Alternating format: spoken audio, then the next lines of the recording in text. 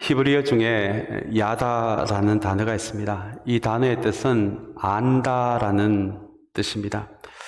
구약에서 특별히 하나님을 안다라고 할 때 그때 사용되는 히브리어 단어가 바로 야다라는 단어입니다. 우리가 이 어려운 히브리어 단어를 꼭 알아야 할 필요는 없지만 다른 것은 몰라도 이 단어 하나만큼은 우리가 기억하면 좋겠습니다. 이 야다라는 이 단어는 하나님을 머리로 아는 것을 의미하지 않고요. 실제로 우리의 몸을 통해서 우리의 경험을 통해서 그렇게 하나님을 알아가는 것을 구약 성경은 야다라고 그렇게 이야기를 합니다.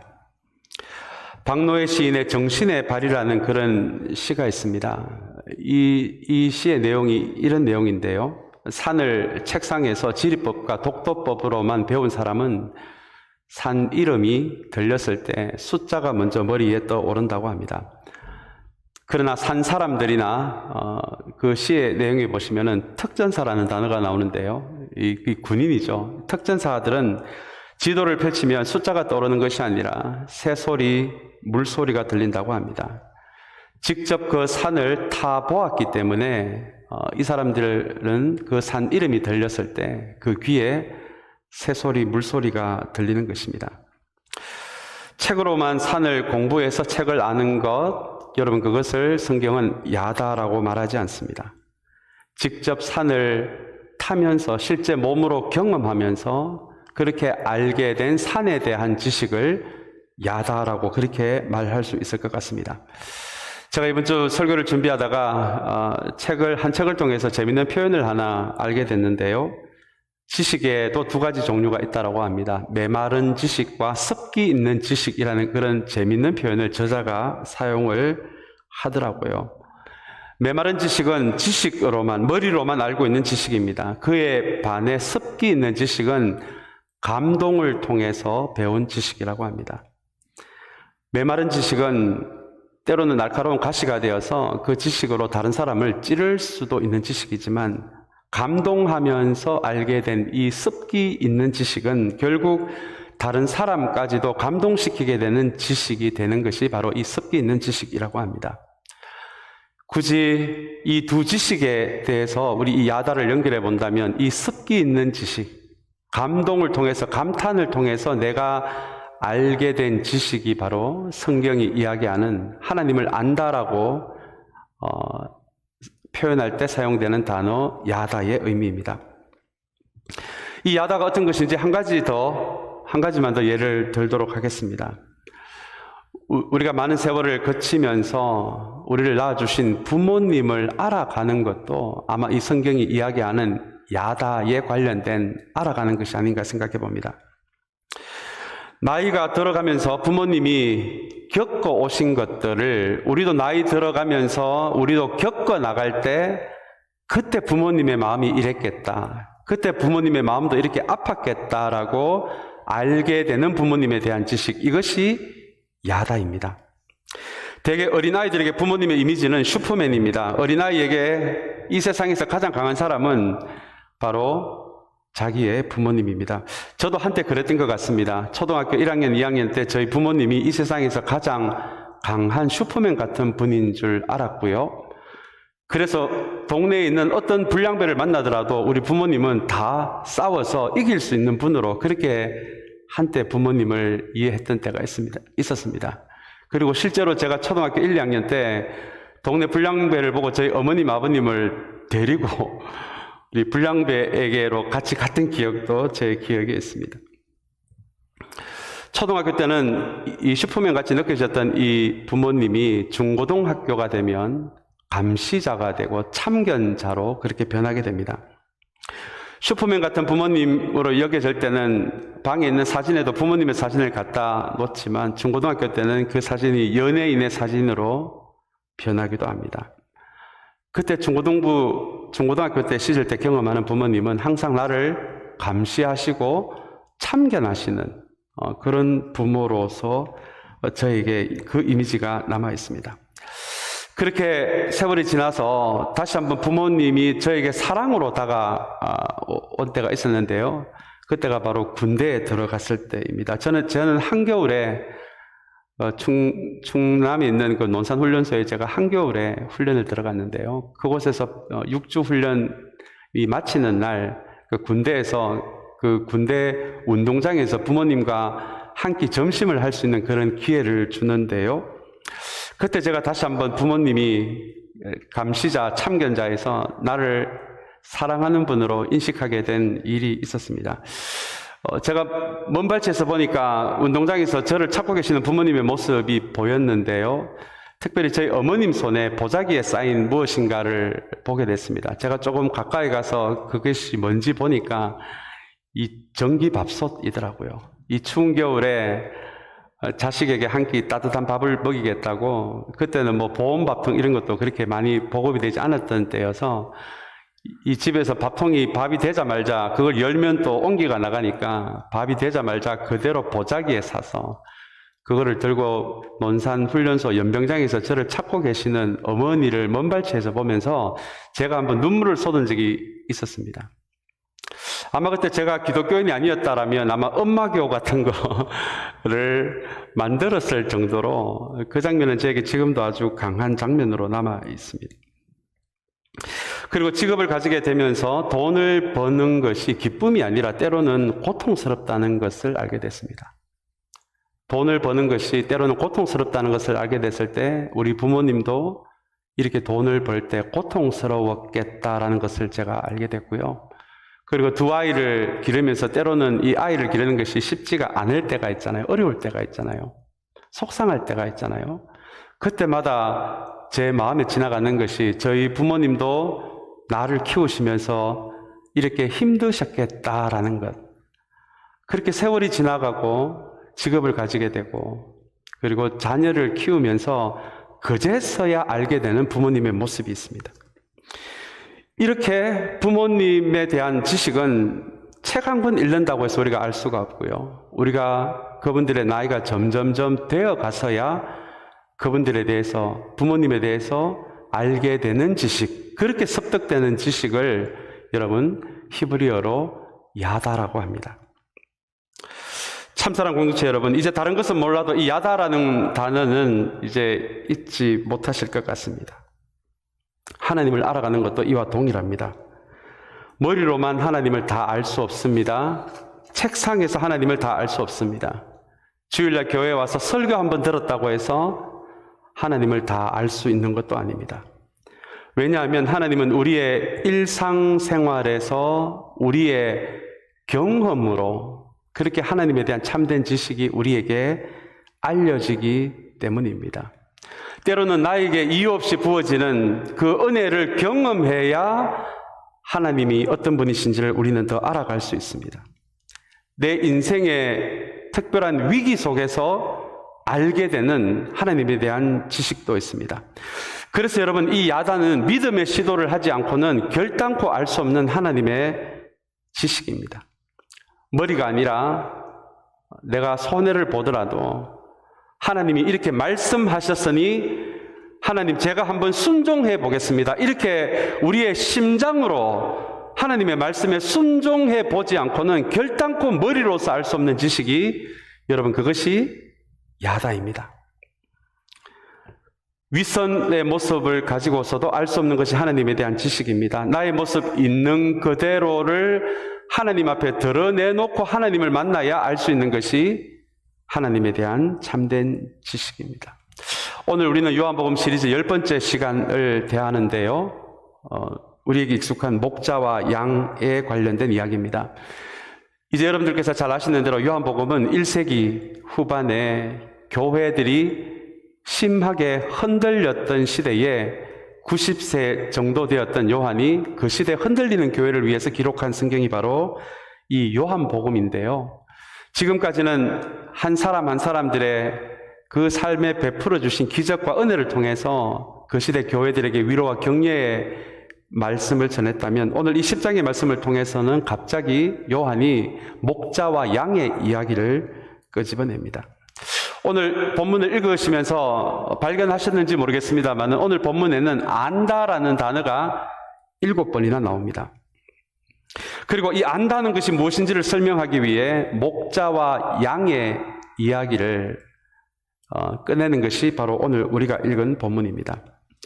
도대체 요한은 왜 1세기 후반에 흔들리는 교회들에게 목자와 양에 대해서, 이 목자와 양이 서로 아는 그 야다에 대해서 이 공동체에 대해 이야기를 하고 있을까요? 그 시대 1세기 후반에는 교회들 안에 많은 이단들이 들어오게 된 그런 일들이 있었고요. 로마 제국에 발달된 문화와 사상이 교회 안으로 들어와서 복음과 섞이게 되면서 복음의 변질이 일어났던 시대이기도 합니다. 그래서 그 시대 교회 공동체들이 흔들릴 수밖에 없었던 그 무렵에 오늘 요한은 하나님을 참되게 알아간다라는 이 야다라는 동사를 통해서, 그리고 목자와 양이 서로 아는 그 알을 통해서 다시 한번 이 하나님을 참되게 알아가는 그 삶의 자리가 너희들의 교회의 위기를 극복할 수 있다라는 이 이야기를 들려주고자 기록된 것이 오늘 본문입니다. 얼마 전에 제가 TV에서 그 자연과 생태계에 관련된 걸 제가 보는 것이 좋아하는데 이런 장면을 본 적이 있습니다. 수천 마리가 넘는 새끼 새들이 있는데요. 그래서 그 위를 어미들이 뭔가 물고기를 잡아가지고는 자기 새끼 새에게 먹이는 장면인데, 여러분 제가 보면서 한 가지 경악했던 것은 그 수많은 새끼 새들, 저는 아무리 봐도 누가 누구 새끼인지도 이게 분간이 안 되는데 그 어미가 그 수천 마리 삐약거리는 새끼 새들이 모여있는 그 자리에서 자기 새끼의 울음을 정확하게 알고 그 새끼의 입에 물고기를 넣는 장면을 본 적이 있습니다. 또 얼마 전에 TV를 통해서 아주 작은 동산에 오리를 몇백 마리 키우는 어떤 분이 소개된 걸 본 적이 있는데요. 어떤 기자가 찾아가서 그 장면을 이제 그분을 찾아가니까 일단 산에다 오리들이 퍼져 있어서 오리들이 보이지 않는 상황에서 이 주인이 자 이제 와야지라는 그 말을 마이크를 대고 한번 하니까 갑자기 수백 마리의 오리들이 그렇게 모여오는 장면이었습니다. 몰려드는 장면이었습니다. 그래서 기자가 나도 한번 해보겠다고, 기자도 마이크를 잡고 이제 와야지라고 하니까 한 마리도 안 오더라고요. 한 마리도 안 오고. 그래서 그 주인이 다시 마이크를 잡고 이제 와야지라고 하니까 이 수백 마리의 오리들이 또 갑자기 떼를 지어서 그 주인에게로 몰려드는 장면을 본 적이 있습니다. 요한이 정말 하고 싶었던 이야기가 바로 이 이야기인 것 같아요. 지금 너희들 1세기 후반의 교회들이 흔들리고 있지만 목자가 양을 아는 것처럼, 양이 목자를 아는 것처럼, 그렇게 성경에서 말하는 야다의 방식으로 그런 알미 교회 안에 넘친다면 다시 너희 교회들이 회복이 될 수 있다라는 그런 마음으로 기록한 것이 바로 오늘 우리가 읽은 본문입니다. 사랑하는 여러분, 우리는 지금 21세기 미국에서 자본주의 시대를 살아가고 있습니다. 이렇게 자본주의가 공산주의보다는 더 나은 시스템이지만 이렇게 자본주의 안에서 평생을 살아가다 보니 우리도 모르게 가장 중요한 단어가 된 것 중에 하나가 바로 이익이라는 단어입니다. 효율이라는 단어입니다. 그러다 보니 사람과 사람의 관계가 진실한 관계보다도 누군가가 누구를 이용하는 관계로 점점 그렇게 변해가는 시대를 살아가고 있습니다. 진실함보다는 능력으로 사람을 판단합니다. 교회도 얼마나 여러분 자본주의에 자유로울 수 있을까요? 목회자를 판단할 때도, 담임 목사를 청빙할 때도 얼마나 이 사람이 사람을 잘 모을 수 있느냐라는 능력을 보고 담임 목사를 청빙하는 교회도 많습니다. 여러분, 목회자들도 마찬가지입니다. 목회자들도 자본주의에서 얼마나 자유로울 수 있을까요? 목회자들도 교인들을 자신들의 야망을 이루기 위한 수단으로 볼 때가 많습니다. 교인들의 숫자가 나의 능력치를 보여주니 큰 교회 담임 목회 자리를 찾는 목회자들도 있습니다. 그래서 여러분, 요한은 이 요한복음 10장을 통해서 다시 한번 그 시대에 그렇게 변질되어 가는 그 시대 교회 지도자들과 교인들의 관계를 바라보면서 오늘 요한복음 10장에서 목자와 양의 관계 이야기를 지금 끄집어내고 있는 것이죠. 왜냐하면 이 둘의 관계에서 그리고 더 나아가서 하나님과 우리의 관계에서 그 관계가 올바른 관계 안에 있어야, 또 올바른 지식 위에 있어야 교회 변질을 막을 수 있고 교인과 교인과의 관계에 변질을 막을 수 있다라고, 그렇게 요한은 오늘 본문을 통해서 이야기를 하고 있는 것입니다. 그리고 나의 목적을 위해 주님을 써먹는 모습, 주님을 이용하는 모습도 그 시대 교회들에게 많이 있었습니다. 그래서 오늘 요한은 이 본문이 이야기하는 목자와 양의 관계를 통해서 이제는 써먹는 관계가 아니라 목자가 양을 알고 양이 목자를 아는 그 관계가 되어갈 때 교회의 변질과 우리 크리스천의 신앙의 변질을 막을 수 있다라고 하는 것이 오늘 본문 전체가 우리에게 주고자 하는 핵심 메시지입니다.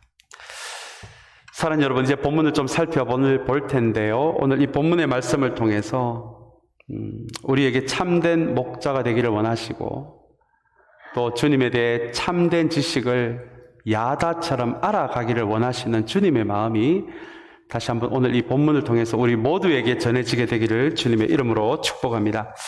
먼저 1절부터 5절의 말씀을 먼저 보기를 원합니다. 이 1절부터 5절까지 말씀을 보면 먼저 3절까지 볼 텐데요. 목자라는 단어가 등장하고 양이라는 단어가 등장하고, 3절에 보시면 문지기라는 단어가 등장하고요. 그리고 도둑이라는 단어, 강도라는 단어도 등장합니다. 1절부터 5절까지 말씀은 주님이 비유로 하신 말씀입니다. 아마 여러분 비유가 무엇인지 잘 아실 것 같아요. 진리의 어떤 한 면을 설명하기 위해서 우리가 잘 알고 있는 일상적인 것을 빗대어서 설명하는 것을 여러분 비유라고 이야기를 합니다. 하나님 나라는 마치 작은 겨자씨와 같다라고 할 때 하나님 나라를 설명하기 위해서 그 시대 사람들에게 익숙한 겨자씨를 예로 들어서 설명한 것을 여러분 비유라고 합니다. 먼저 우리가 기억해야 할 것은 앞부분이 나오는 1절부터 5절까지의 이 비유의 말씀은 그 시대의 교인들을 이끌어가는 그 시대의 교회 영적 지도자들, 리더들을 향한 말씀입니다. 그 사람들을 목자라고 부르면서 설명하고 있는 것이 1절부터 5절까지의 말씀입니다. 그리고 11절부터 15절까지 우리가 읽은 마지막 말씀까지는 11절부터는 주님이 우리의 선한 목자라고 그렇게 설명하는 장면이 이어집니다. 자, 그렇다면 먼저 1절부터 3절까지 말씀을 잠깐 좀 살펴보기를 원하는데요. 비유는 직접적인 설명이 아니어서 단어 하나하나가 상징처럼 사용이 되어서 먼저 이 단어들이 먼저 무엇을 의미하는지를 아는 것이 이 말씀을 가장 잘 이해할 수 있는 방법입니다. 먼저 1절에 보시면 문이라는 단어가 나옵니다. 문이라는 단어가 나옵니다. 그리고 도둑과 강도도 등장하는데요. 2절에 보시면 이 문으로 들어가는 목자가 등장합니다. 그리고 3절에 보시면은 문지기가 등장합니다. 먼저 1절에 나오는 문은 예수님을 의미합니다. 오늘 본문 7절에 보시면 예수님이 직접 이 문은 나를 의미한다라고 그렇게 설명하는 장면이 나옵니다.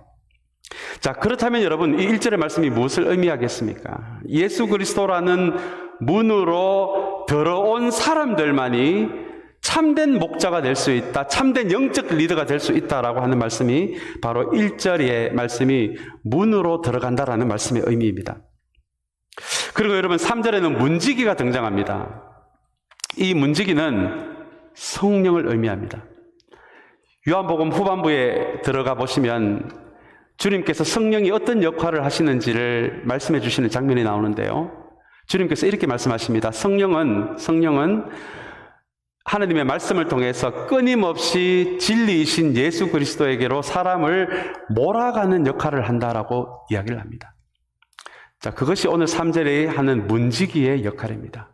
문지기는 목자에게 문을 열어주고요. 성령께서는 그 시대 교회에서 일하고 있는 영적인 리더들인 이 목자에게 주님이라는 문을 열어주는 역할을 한다는 것이, 여러분 그것이 3절이 우리에게 이야기하고 있는 의미입니다.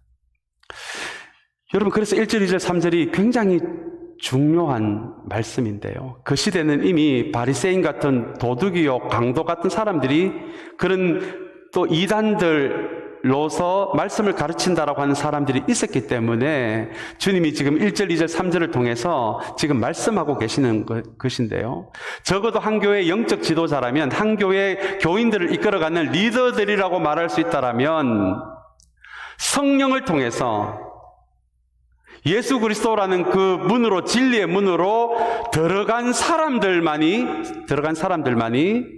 실제적으로 교회에서 영적인 리더 역할을 할 수 있다라고 하시는 말씀이 바로 1절, 2절, 3절이 우리에게 이야기를 해주고 있는 말씀입니다.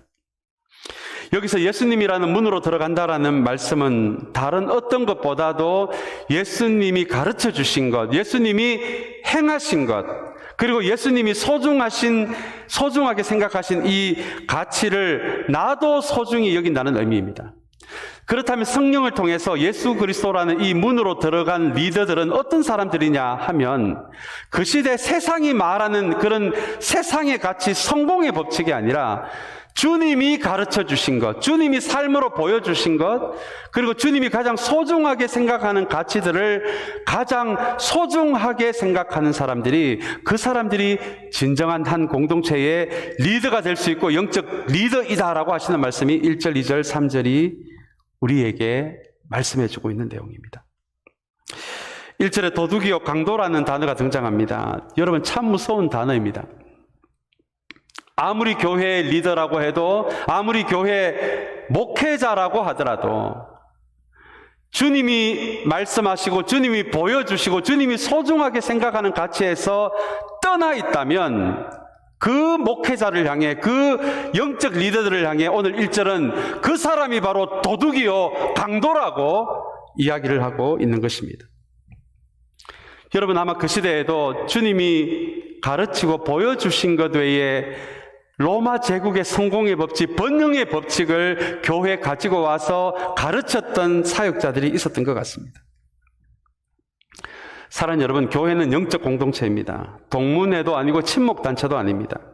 주님을 머리로 하는 영적 공동체입니다. 영적 공동체의 생명과 회복이 주어지는 것은 오직 그 공동체의 머리가 되시는 예수 그리스도의 삶과 가르침 밖에는 없습니다. 만약에 교회가 친목단체이고 동문회 같은 장소라면 이 세상이 말하고 있는 성공의 법칙들이 들려졌을 때 이 모임이 더 잘 될 수도 있을 것 같아요. 그러나 이 교회는 영적 공동체이기에 주님이 머리 되시는 주님에게서 나오는, 그분이 보여주시고 가르쳐 주시고 그분이 소중하게 생각하는 가치 이외의 것이 이 교회 안에 자리 잡게 된다면 여러분, 이 교회조차도 죽을 수밖에 없는 공동체가 될 수밖에 없다는 것이, 사랑하는 여러분, 오늘 1절, 2절, 3절이 우리에게 전해주고 있는 내용입니다.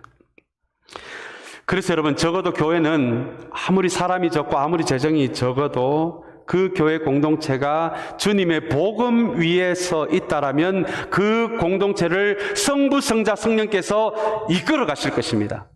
여러분, 이것이 우리가 교회에 대해 가장 붙들어야 할 오늘 본문이 우리에게 전해주고 있는 말씀입니다.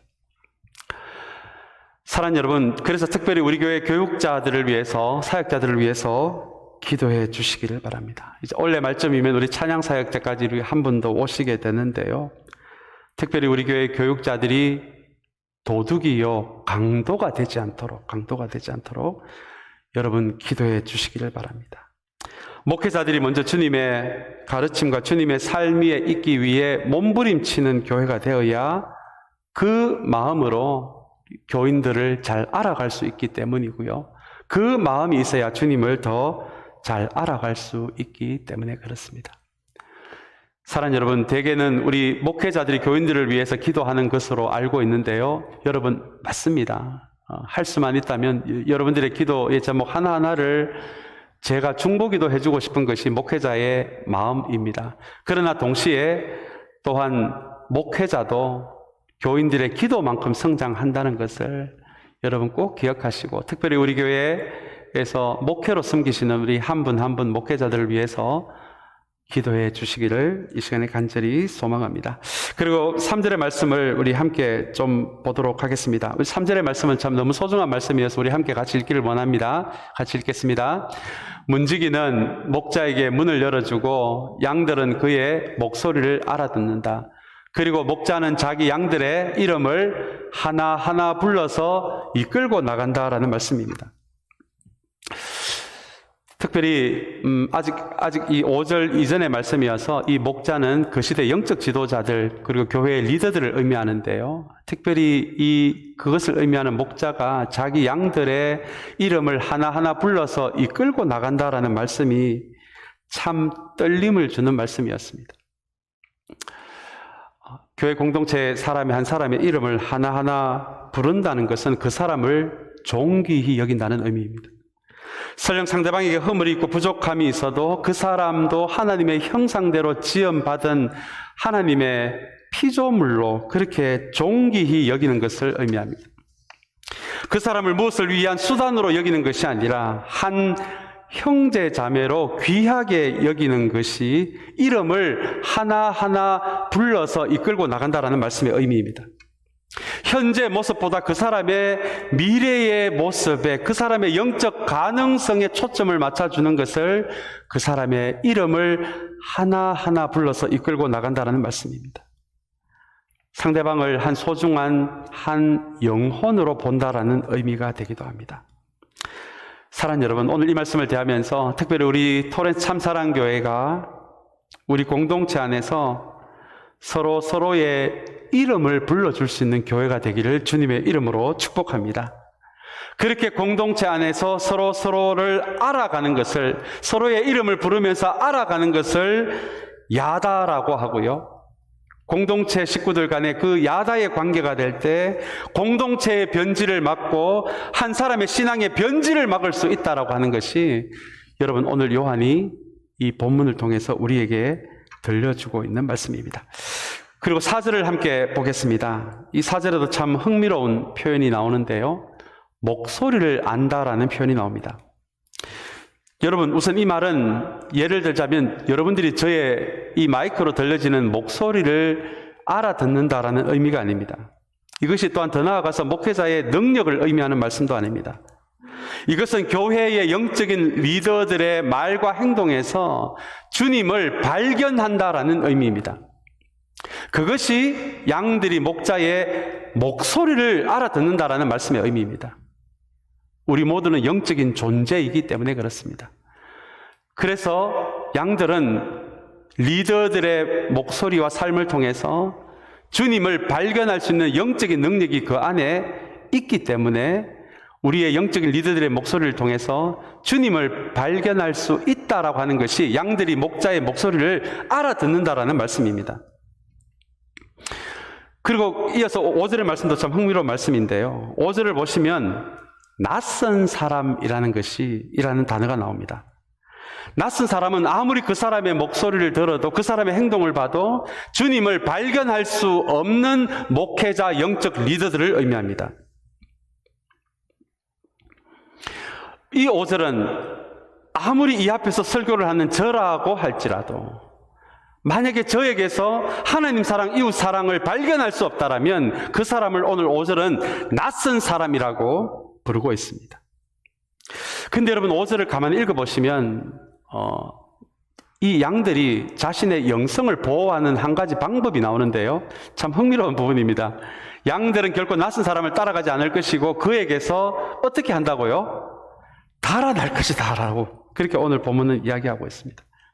다시 이야기하면 오늘 요한은 이 말씀을 통해서 그 시대에 유행했던 이단들의 가르침에서 그 사람들이 아무리 하나님을 이야기하고 예수님을 이야기해도 그 사람들의 말과 삶 안에서 하나님 사랑, 이웃 사랑을 발견할 수 없다라면 그 사람에게서 달아나라고 하는 것이 여러분 5절의 말씀의 의미입니다. 우리가 살아가고 있는 21세기도 마찬가지입니다. 오늘 이 말씀이 너무 두려운 말씀이지만 오늘 이 말씀을 우리의 시대에 적용할 수 있다라면 우리가 머무는 공동체에서 아무리 살펴봐도 하나님 사랑, 이웃 사랑의 모습이 없는 공동체라면 그 공동체에서 달아나라는 것입니다. 우리는 유튜브를 통해서 수많은 목회자들의 설교를 접할 수 있는 시대를 살아갑니다. 정말 진실한 목회자의 설교라면 유튜브에서 그분의 설교를 통해서도 우리는 얼마든지 영적인 유익을 얻을 수 있습니다. 참 좋은 일입니다.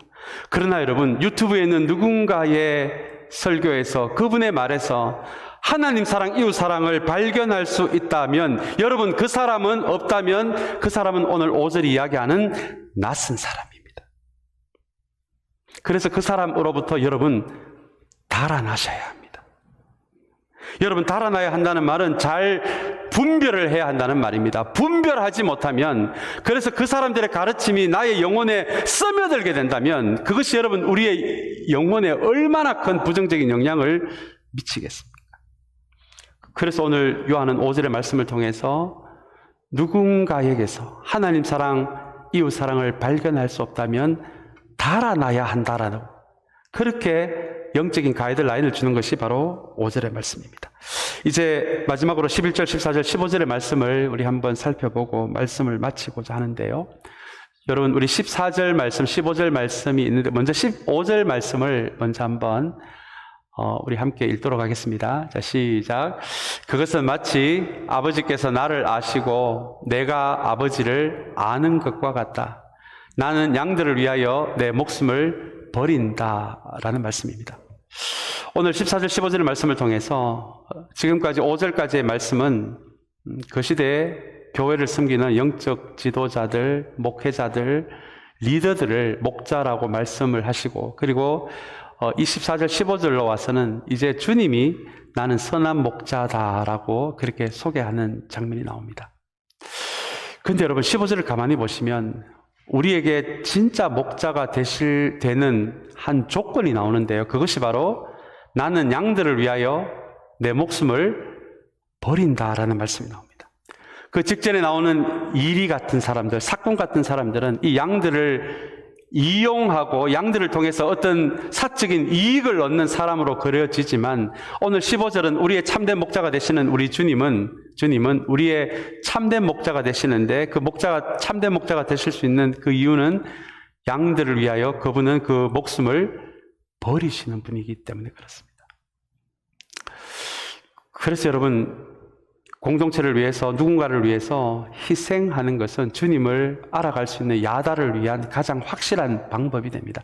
우리 히브리서 12장 2절로 제가 알고 있는데요. 그 말씀에 보면 이런 말씀이 나옵니다. 주님이 하나님과 우리와의 이 죄로 인해서 깨어진 이 관계를 다시 이어지는 그것을 보는 기쁨을 위해서 십자가를 지셨다라는 표현이 나옵니다.